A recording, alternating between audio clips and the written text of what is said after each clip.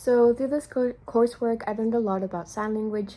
For once, I learned how to spell my name, which is M, and then I, and then A, and then that's how you spell Mia.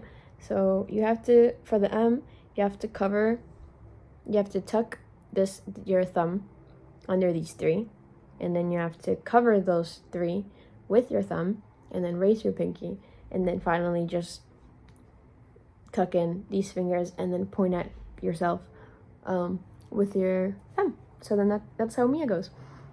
Pretty cool, something I didn't know before, and also I have a short name, so that's nice. But yes, I've gotten to know a lot more about sign language.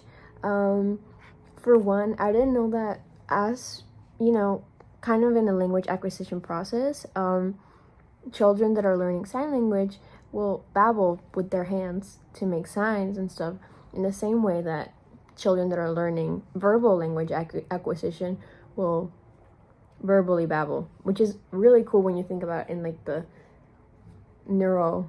with a neural lens. Another cool thing is that previously I believed that sign language was universal, but I've grown to learn that it's not. It's actually very specific to the country, to the region. British Sign Language is very different to American Sign Language, to the point that some things are not even well communicated or well translated. And even within American Sign Language, Black American Sign Language has a lot of differences to American Sign Language, which is dictated by like facial expressions, accents, slangs, speed when signing. It's all very cool. Some things I didn't know before. And also, like, when you want to make a question, you have to raise your eyebrow. And I thought that was really interesting. But yeah, I mean, I didn't value how much facial expressions how crucial they were to sign language and to signing. But about watching a couple of YouTube videos, they overemphasize like use of hands, use of face, use of mouth. It's all really cool.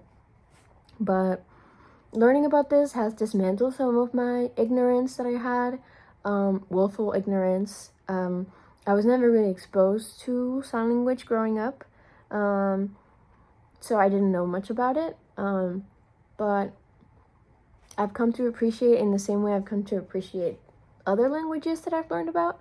And I hope in the future to learn American Sign Language, because I think it's very interesting.